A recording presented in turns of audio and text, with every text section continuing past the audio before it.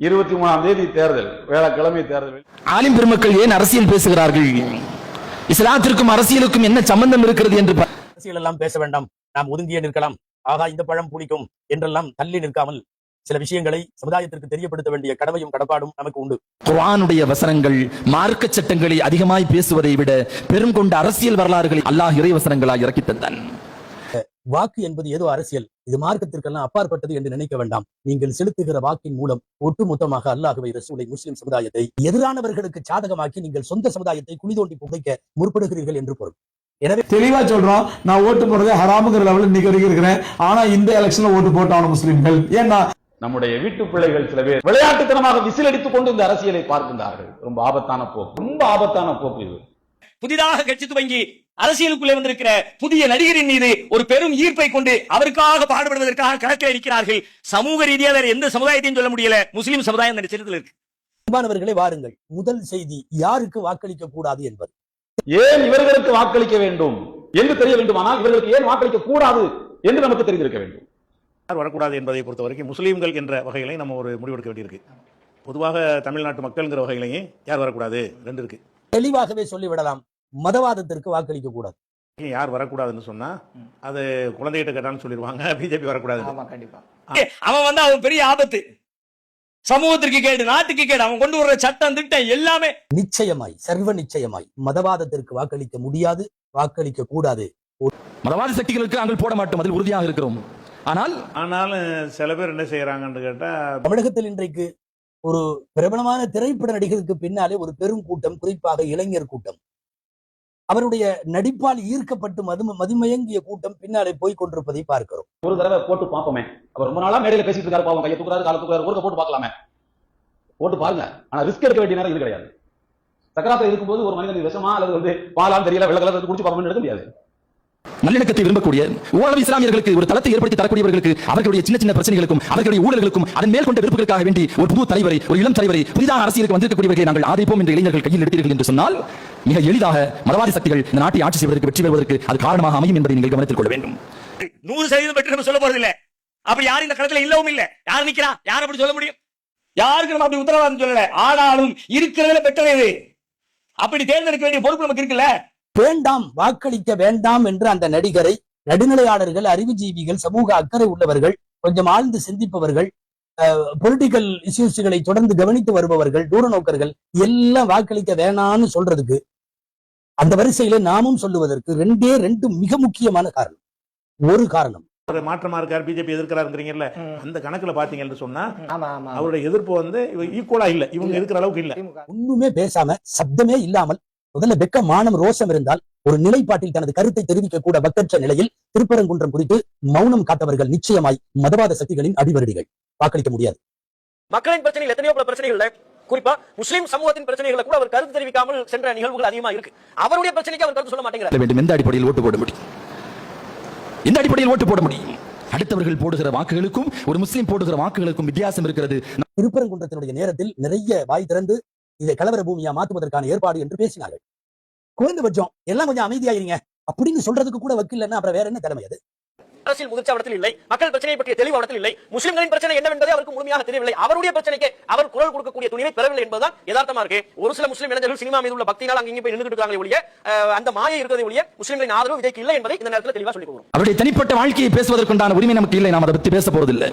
ஒரு அரசியல் தலைவராக ஒரு தொலைநோக்கு கொண்ட ஒரு பார்வை அவரிடத்தில் இருக்கிறதா என்று சொன்னால் இளைஞர்கள் தங்களுடைய மனதில் கைவைத்து சொல்ல வேண்டும். தலைமைத்துவத்திற்கான தகுதி அங்கே தெரியவில்லை, பொது வாழ்க்கையில் தூய்மை இருப்பதாகவும் தெரியவில்லை, சொந்த வாழ்க்கையிலும் ஏராளமான பிரச்சனைகள், நாம் அதையெல்லாம் பேச போவதும் இல்லை, அது ஒரு வகையில் நமக்கு தேவையும் இல்லை. இதற்கு முன்னுண்டான எந்த அரசியல் அனுபவமும் இல்லை, பேசுகிற பேச்சுக்களிலும் எந்த பக்குவமும் இல்லை. வருங்காலத்தில் ஒருவேளை அதிகார மையங்களுக்கு வருகிற போது என்ன செய்யலாம் என்கிற தொலைநோக்கு, தூர நோக்கு பார்வையும் அம்சங்களும் திட்டங்களும் எதுவுமே இல்லை. இதையெல்லாம் வரிசைப்படுத்தி சினிமா பிரபலங்களுக்கு பின்னாலே போய் வாக்களித்து விட வேண்டாம் என்பதை தமிழ்நாடு உலமாக்கல் சபையெல்லாம் ஏற்கனவே சொல்லியிருக்கிறது. இஸ்லாமிய இளைஞர்கள், இஸ்லாமிய இளம் பெண்கள், நீங்க சினிமாவை பாக்குறீங்க, கவர்ச்சியில பாக்குறீங்க, அதெல்லாம் பார்த்து உங்களோட ஈமானை இழந்துறாங்க. எங்களுக்கு விஜயோட என்னங்க வன்மம், எங்களை மாதிரி ஆளுங்க விஜயோட என்ன சண்டை, விஜயோட என்ன பிரச்சனை, சொத்து தாரா ஏதாவது பிரச்சனையா? மீண்டும் இளைஞர்களுக்கு தான் நினைவுபடுத்துகிறேன், நீங்கள் புது கட்சிக்கு, உதிரி கட்சிக்கு, சிறிய வாக்குகளை கொண்டிருக்கக்கூடிய கட்சிக்கு நீங்கள் போடுகிற ஒவ்வொரு வாக்கும் மதவாதி சக்திகளுக்கு போடுகிற வாக்கை போன்றதுதான் என்பதை நீங்கள் கவனத்தில் கொள்ள வேண்டும்.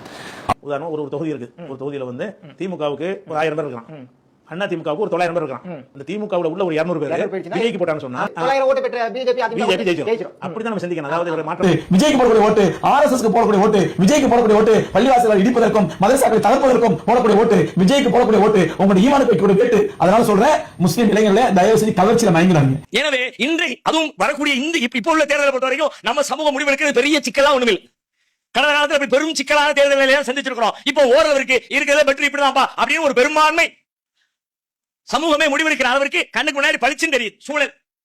இது ஓரளவுக்கு பரவாயில்ல என்று தேர்ந்தெடுப்பதற்கு பிக்சர் ஓரளவிற்கு இன்னைக்கு நம்முடைய சமுதாயத்துக்கு முன்னாடி தெளிவா இருக்கிறது. இந்த நேரத்துல இந்த இடத்துல தேவையில்லாமல் குழப்பிக் கொள்ளாமல் நேர்மையாக நின்று பொறுப்புணர்ச்சியோடு இனி இதுக்கு மேல மறைச்செல்லாம் பேசுறது இல்ல, ஓப்பனாக பேசலாம்.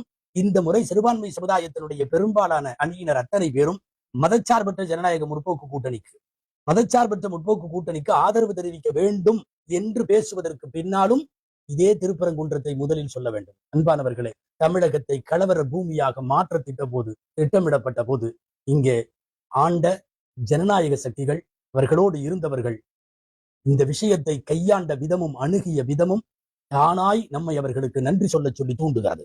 இது ரொம்ப முக்கியமான காரணம். எல்லா அமைப்புகள், இஸ்லாமிய அமைப்புகள், தலைவர்கள் எல்லாரும் சேர்ந்து ஒரு அமைப்பை பிடித்து தொங்குவது அத்தனை பேருக்கும் பெட்டி கிடைத்தது, பணம் கிடைத்தது என்பதற்கெல்லாம் அல்ல. கொஞ்சம் புரியணும். ஏதோ குறிப்பிட்ட கட்சிக்கான ஆதரவு என்று நீங்கள் நினைத்து விடக்கூடாது. ஒரு முஸ்லீம் அப்படி இருக்க முடியாது. அதிலும் குறிப்பாக மார்க்க கல்வியை கற்றறிந்த ஒரு ஆலிம் அப்படி பேசவும் முடியாது. கடுமையான பசியில் ஒரு முஸ்லிமுக்கு முன்னால் விஷமும் வைக்கப்படுகிறது, மதுவும் வைக்கப்பட்டிருக்கிறது. இரண்டில் ஒன்றை தேர்ந்தெடுக்க வேண்டிய கட்டாயத்தில் இருக்கிறோம். விஷத்திற்கு பதிலாக மதுவை எடுக்கிறோம். அவ்வளவு தானே ஒழிய இது கட்சி சார்பினுடைய நிலையை கொண்டோ ஒரு கட்சியை விரும்பியதற்காக வேண்டியோ அல்ல என்பதை நீங்கள் கவனத்தில் கொள்ள வேண்டும். கடந்த காலங்களில் சமூகத்திற்கு விழிப்புணர்வை ஏற்படுத்த வேண்டும் என்று சரியான வழிகாட்டுதல் செய்த எத்தனையோ உலமாக்கள் பெட்டி வாங்கிவிட்டார்கள் என்கிற பேச்சு வந்தது. அதை பற்றி எல்லாம் கவலைப்படுறதில்லை. ஆனால் எப்படி வேண்டுமானாலும் பேசிக் கொண்டு போகட்டும். இந்த இக்கட்டான சூழலில், ஒரு சித்தாந்த போரில், சலுகையா சபக்குடியா என்கிற இக்கட்டான இந்த சூழலில் சலுகைகளை எல்லாம் தூக்கி எரிந்துவிட்டு, நம்முடைய தனிப்பட்ட விருப்புகளை எல்லாம் தூக்கி எறிந்துவிட்டு இந்த முஸ்லிம்களுடைய தளத்திற்காக வேண்டி ஓரளவு குரல் கொடுத்தவர்களுக்கு அவர்களுக்கு நம்முடைய வாக்குகள் போய் சேர வேண்டும் என்பதை நீங்கள் கவனத்தில் கொள்ள வேண்டும். அதனால் ஒவ்வொருடைய வாக்கு மிக முக்கியமானது. விளையாட்டாக, வேடிக்கையாக என் பையன் சொன்னா, பேரன் சொன்னா, இந்த கதையெல்லாம் தயவு செய்து வைத்துக் கொள்ளாதீர்கள். மதக்கலவரங்கள் இல்லாத ஒரு தமிழகம் வேண்டும் என்பதற்குத்தான் வாக்களிக்க வேண்டிய பொறுப்பு இருக்கிறது. அன்பானவர்களை, ஏன் மதச்சார்பற்ற கூட்டணிக்கு வாக்களிங்கன்னு சொல்றோம்? அது எல்லாருமா சேர்ந்து முன்னெப்போதும் இல்லாத தேர்தல்களை விட இந்த தேர்தலின் ஒரு அதிசயம். தமிழ்நாடு ஜமாத்துல் உலமா சபை, ஜம்மியத்துல் உலமா சபை, தமிழக மஸ்ஜிதுகளின் கூட்டமைப்பு, இந்திய யூனியன் முஸ்லிம் லீக், தமிழ்நாடு முஸ்லிம் முன்னேற்ற கழகம், SDPI, மனிதநேய ஜனநாயக கட்சி, ஏராளமான மார்க்க ரீதியான அத்தனை அமைப்புகள், இது எல்லாம் ஒரு அணியில நின்று மதச்சார்பற்ற சக்திகளுக்கு வாக்கு கேட்டு வருகிறது என்றால் அத்தனை பேரும் சுயநலம் பிடித்தவர்கள். எங்களுடைய நடிகர் அல்லது எங்களுடைய தலைவர் அல்லது எங்களுடைய கட்சி இது மாத்திரம் சிறந்தது என்று முடிவெடுக்கிற முஸ்லிம் கொஞ்சம் தவறான முடிவை விபரீதமாக எடுக்கிறார்கள் என்று பொருள். இந்தியாவில் மதவாதத்திற்கு எதிராக வேகமாய் களமாடாவிட்டாலும் களமாடுகிற நிலையில் உள்ள ஒரே ஒரு அமைப்பு காங்கிரஸ் மட்டும். நீண்ட காலமாக முஸ்லிம் சமுதாயத்தின் அரசியலையான போக்கில் இருக்கக்கூடிய கம்யூனிஸ்டுகள், அம்பேத்கர் போன்ற தலைமைகளை கையில் எடுத்து அந்த கொள்கைகளை வைத்துக் கொண்டு தமிழகத்தில் களமாடுகிற விடுதலை சிறுத்தைகள், இந்த அத்தனை பேரும் ஒரு அணியில நிற்கிறார்கள் என்பது உங்களுக்கு கவனம் தேவை. அதனால் தான் கிறிஸ்தவ மார்க்க அறிஞர்கள், இஸ்லாமிய மார்க்க அறிஞர்கள் அத்தனை பேரும் ஜனநாயக கூட்டணிக்கு ஆதரவு தர வேண்டும் என்று கேட்கிறார்கள். அதாவது மதச்சார்பற்ற கூட்டணிக்கு. மற்ற இளைஞர்கள், முஸ்லீம் அல்லாத இளைஞர்கள், இளம்பெண்கள் அவன் கவர்ச்சியில மயங்கி அவன் பின்னாடி போறானா, அது ஒரு நியாயம் இருக்குங்க. அவனுக்கு வழிகாட்டுதல் கிடையாது, அவனுக்கு குர்ஆன் இல்ல, ஹதீஸ் இல்ல, மார்க்கம் இல்ல, ஒண்ணுமே இல்ல, ஈமானும் இல்ல, அவனுக்கு கவலை இல்ல, ஏதோ பைத்தியக்காரமா யோசிச்சு பின்னாடி போவான். ஆனா முஸ்லீம்கள் நீங்க அப்படி இல்ல, உங்களுக்கு அல்லாஹ் குர்ஆன் இருக்குது, ரசூலுல்லாஹ் ஹதீஸ் இருக்குது, நம்ம கொடுத்த ஈமான் இருக்குது. அந்த ஈமானை எந்த நிலையிலும் பறிவிக்க மாட்டோம். நம்ம ஏன் முஸ்லீம்கள் பிஜேபி ஓட்டு போட மாட்டோம்? பிஜேபி ஒரு முஸ்லீம் பிஜேபி ஓட்டு போட மாட்டான். காரணம் என்ன? காரணம் நம்ம ஈமானை வெட்டி வைக்கிறாங்க, நம்ம இஸ்லாத்தை வெட்டி வைக்கிறான், நம்மள காஃபிரா மாத்திரம் பார்க்கலாம். அதே தாங்க விஜய், எந்த வித்தியாசம் இல்லைங்க. அதனால சகோதரர்களே, தயவு செஞ்சு விஜய் ஓட்டு போடாதீங்க.